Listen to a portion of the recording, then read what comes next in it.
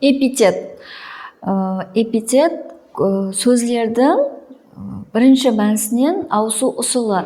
Бұл анықлаушылық сұрауларға жауап береді. Бұл жай анықлауыш емес, көркем образлы анықлауыш делінеді. Эпитетті білу үшін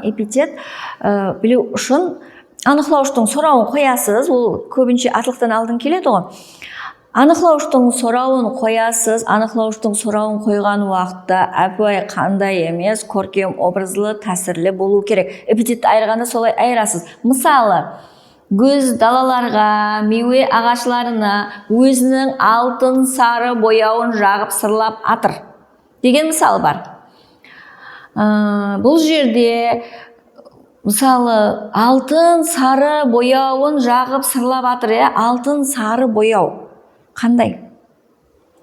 Әпуай қылып берсе де болады, бірақ көркем образ күшлі болады, тәсір күшлі болады. Алтын сары бояу. Екінші мысалда, еле ғарлықтың қырауы шалмаған, селдірлеу қара сақал мұрты, іс киімі оны көрер көзге жүзді қарапайымландыра түскендей. Мысалы, қандай деген сұрауды қара, эпитетті тауы үшін.